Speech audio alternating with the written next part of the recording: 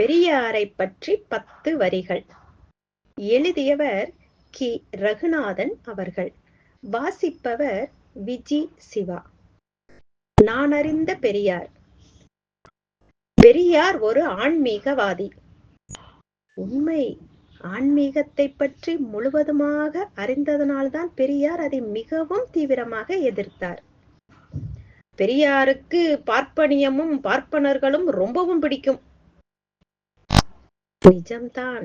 யாரை நமக்கு ரொம்பவும் பிடிக்குமோ அவர்களிடம் இருக்கும் அல்லவைகளை நீக்கத்தானே விரும்புவோம். பெரியாருக்கு பெண்களை பிடிக்காது.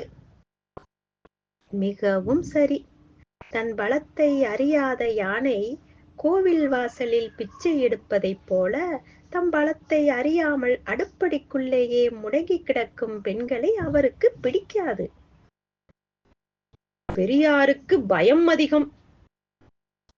தமிழினம் மூட நம்பிக்கைகளுக்குள் முடங்கிவிடுமோ என்றுதான் பயந்தார். பெரியாருக்கு ஓய்வு பிடிக்கும். ஆமாம், ஒரு நாளைக்கு 3 அல்லது 4 மணி நேரங்கள் மட்டும். பெரியார் ஒரு அரக்கர். நிஜம்தான். மதத்தின் பெயரிலும் சாதியின் பெயரிலும் மற்றவர்களை அடக்கி ஆள நினைத்த உன்மத்தர்களுக்கு அவர் ஒரு அரக்கர்தான்.